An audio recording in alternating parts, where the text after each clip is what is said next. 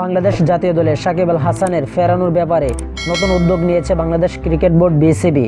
বোর্ডের লক্ষ্য আগামী মার্চে পাকিস্তানের বিপক্ষে ঘরের মাঠে সিরিজ দিয়ে সাকিবের আন্তর্জাতিক ক্রিকেটে প্রত্যাবর্তন। 2024 সালে 5 আগস্টের পর থেকে বাংলাদেশে ফেরেননি সাকিব আল হাসান। দক্ষিণ আফ্রিকার বিপক্ষে মিরপুর টেস্ট খেলতে আগ্রহী থাকলেও বিভিন্ন পরিস্থিতির কারণে তা সম্ভব হয়নি। এরপর পাকিস্তান ও ভারত সফরে পরও তিনি আর জাতীয় দলের হয়ে খেলেননি।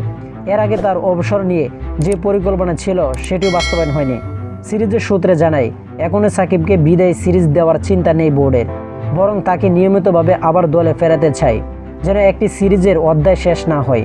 গণমাধ্যমে দেওয়া বক্তব্যে বিসিবি পরিচালক আসিফ আকবর জানান, বিষয়টি নিয়ে উচ্চ পর্যায়ে আলোচনা চলছে। তিনি বলেন, এ নিয়ে বোর্ড সভাপতি সরকারের সংশ্লিষ্ট মহলের সঙ্গে যোগাযোগ করেছেন। আমরা আশাবাদী মার্চে পাকিস্তানের বিপক্ষে হোম সিরিজে সাকিব জাতীয় দলে ফিরতে পারেন।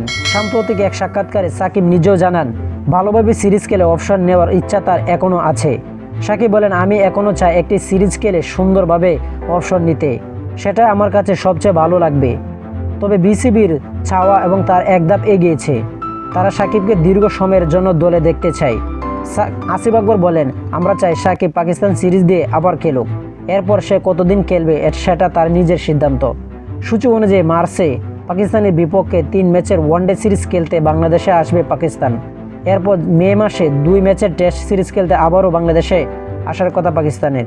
তো আশা করি যারা টি স্পোর্ট গ্যালারি চ্যানেলটি সাবস্ক্রাইব করেন না, সবাই টি স্পোর্ট গ্যালারি চ্যানেলটি সাবস্ক্রাইব করবেন এবং ভিডিওটা ভালো লাগলে লাইক এন্ড শেয়ার কমেন্ট করবেন।